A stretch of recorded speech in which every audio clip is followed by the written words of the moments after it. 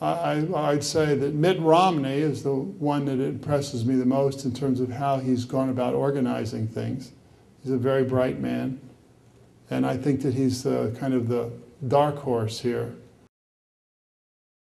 I think Giuliani is, he's going to discover the difference between celebrity and primary voters.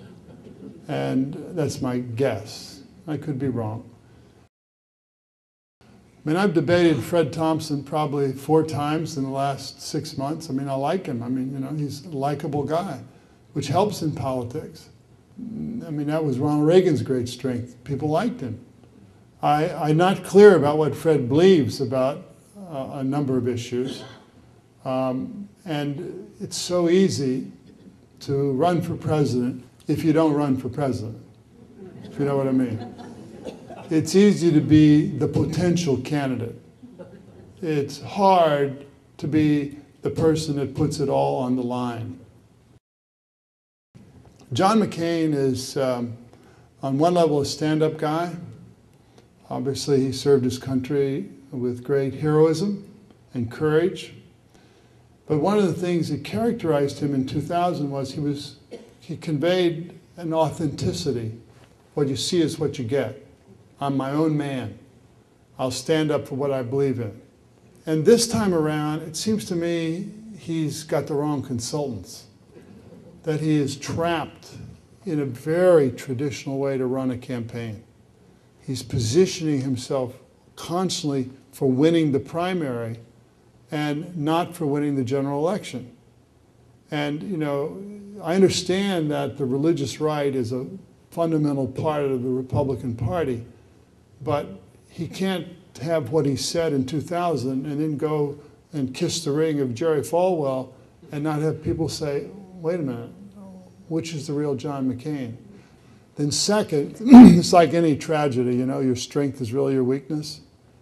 As a stand-up guy, he says what he believes about some things, particularly related to defense of the country.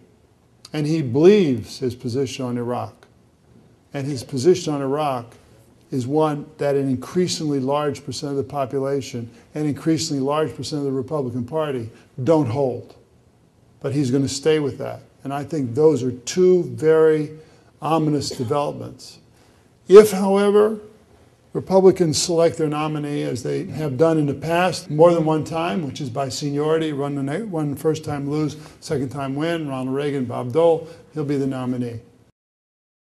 I debated Newt a couple of weeks ago, and I said, Newt, I hope you do get in, because it'll be the first Republican primary in my memory where ideas might actually be at stake. And he'll liven it up. He'll throw some darts out there, and he'll have some fantastic rap that will end up, you'll say, oh my God. And then you'll say, what'd he say? John Edwards is the most specific candidate on domestic policy. I give him a lot of credit. He's also been through the system. He knows now is warm-up time. He knows what's important is January of next year. He was at 4 points at the beginning of January, and he came in second in Iowa and almost moved on to there to give a very credible showing. And he's putting everything in place for that time. And he's doing the substance now in a very smart way. Hillary Clinton, bright, talented, experienced, would make a good president, has a strong political apparatus behind her. Bill Richardson, very qualified, has almost no job in government that he hasn't had for some time.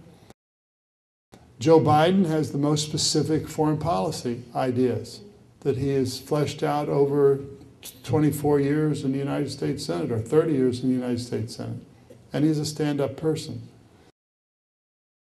Barack Obama has touched a deep chord of American idealism. I mean, when he speaks, people really do feel American. We can realize our dreams as a country, and he touches people in a profound way, particularly people under 40 and maybe beyond.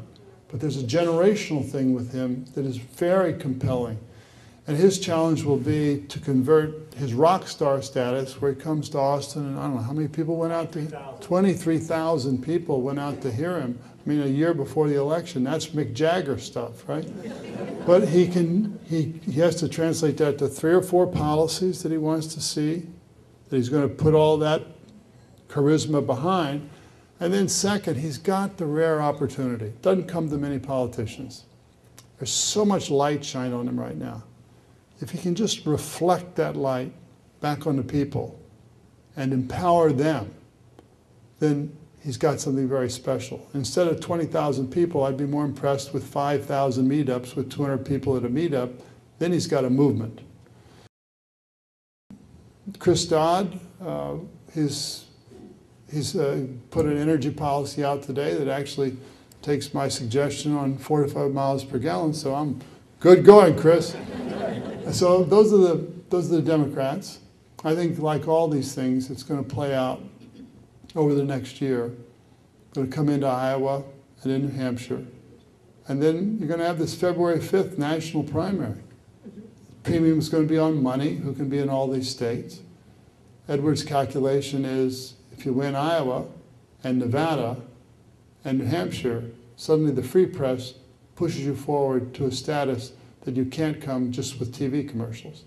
So people move it up so to diminish the importance of Iowa and New Hampshire. It increases the importance of Iowa and New Hampshire. Well, let me thank you all very much, and thank you for the invitation.